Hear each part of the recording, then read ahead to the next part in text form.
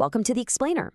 Today, we're jumping right into a story that honestly starts out feeling like a suspenseful mystery, but then completely flips into this unforgettable lesson on human connection. We all communicate constantly, right? But how often are we actually listening? Well, let's look at the story of a guy named Ethan. His journey kicks off with a simple ringing phone, but ends with a message that's going to completely change how you view a standard everyday interruption. So it starts with this incredibly specific and frankly kind of eerie routine. It's exactly 7 p.m. and his phone lights up. Caller ID, unknown number. And this happens every single Sunday right on the dot.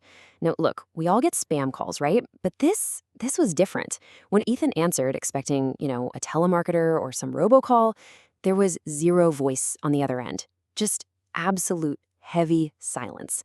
I mean, imagine that for a sec. You pick up, say hello, and nothing. Just that quiet hum of an open line. It's super unsettling. It's the exact kind of thing that makes most of us just instantly hang up and go back to our evening. But here is where it stops being just a mild annoyance and turns into a total mystery. Because this silent, creepy routine, it didn't just happen once or twice. It wasn't even just a few weeks. No, this happened every single Sunday for almost 2 full years. Yeah, 2 years of 7 p.m. calls, 2 years of unknown number flashing on a screen, 2 years of picking up only to get complete and utter silence. The psychological weight of that kind of repetition is just immense.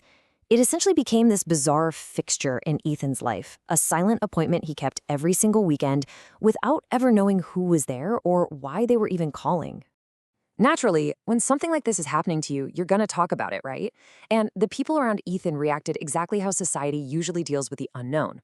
On one hand, you've got his friends. Their advice was strictly practical. Dude, just block the number, it's weird, it's creepy, cut it off. On the other hand, you have his coworkers.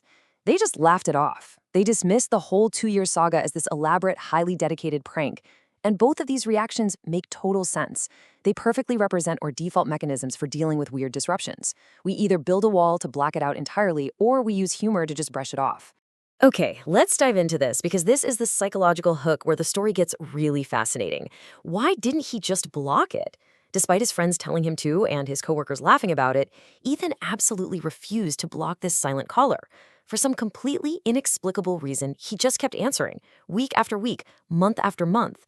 There was something buried in that silence that kept him holding the line.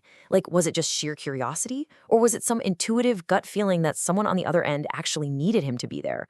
Whatever it was, Ethan completely defied the logical choice to disconnect. He chose to remain open.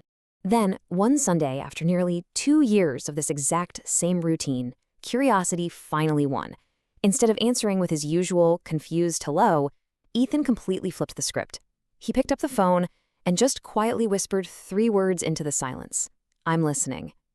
It is such a gentle, inviting thing to say. He wasn't demanding to know who was calling. He wasn't yelling. It was just this profound offering of space. He was basically telling this unknown person in the dark, hey, it's safe to step into the light. And then, after a few agonizingly tense seconds of silence, that 2-year streak finally broke. An old woman spoke, and her voice was trembling. She said, I'm sorry, I think I have the wrong number. In a split second, the entire vibe of this mystery completely shifted. This wasn't some prankster or a malicious stalker. It was a vulnerable, elderly woman. Ethan just smiled, that kind of relief when a mystery deflates, and he kindly replied, that's okay. Are you all right? And it's that one simple question, are you all right, that totally opened the floodgates. The woman fell quiet for a second and then made this truly heartbreaking confession. Her husband had passed away.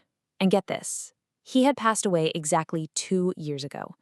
Suddenly, the entire timeline clicks right into place. She explained to Ethan that every single Sunday, she still called her late husband's old phone number. Why? Literally just to hear someone answer, just to feel, even for a split second, like he wasn't entirely gone. So that silence Ethan had been listening to for 2 years, it wasn't empty space at all. It was the incredibly heavy, agonizing silence of a widow's grief. She was just reaching out into the void, desperately hoping the universe would answer back. And this brilliantly illustrates the incredible power of choice. Ethan obviously didn't know what to say to such a heavy emotional confession, so he did the absolute most impactful thing he could. He just stayed on the line. What was technically a recurring wrong number, driven by grief, was instantly transformed into this highly anticipated weekly conversation. Ethan's simple choice to stick around, rather than awkwardly hanging up because it was uncomfortable, turned a mistake into a deeply meaningful ritual for both of them. Now, on that very first day she broke her silence, they didn't just say a quick hello and goodbye. They talked for nearly an hour, and they connected over these deeply human, universal things: family, memories, life itself. The next Sunday at 7 p.m., she called again.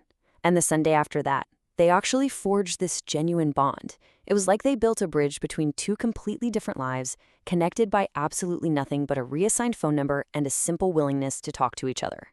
But the narrative takes a really rapid, unexpected turn here. Months of these beautiful weekly conversations went by, and then, out of nowhere, the calls suddenly stopped.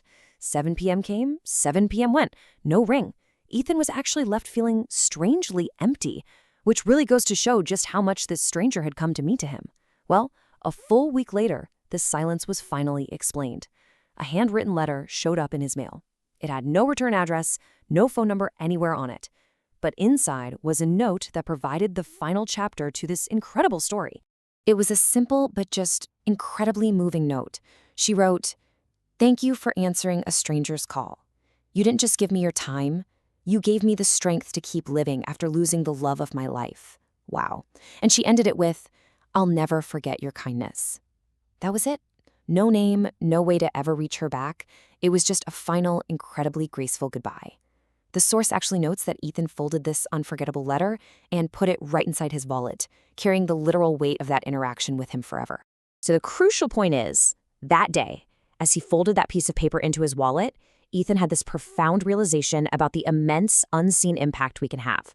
First, that unexpected strangers actually matter. Sometimes the most important people who cross our paths are the ones we never ever expected to meet. And second, that one single call can change two lives. Sure, Ethan helped save that woman from drowning in her own grief, but she also fundamentally changed him too. She taught him the absolute value of patience, empathy, and most importantly, just listening to the silence. Which brings us to the final moral here. Kindness doesn't always have to start with these massive, grand gestures. Sometimes it literally starts with the smallest, quietest actions, like choosing not to hit block or just whispering "I'm listening" into the total unknown. So I want to challenge you with this question. Who could you impact simply by answering the call? Next time you're faced with the unknown or something that seems a bit inconvenient, keep Ethan's story in mind. Because honestly, you never know whose life you might change or exactly how it might change yours in return. Thanks so much for joining me for this explainer, and I will see you next time.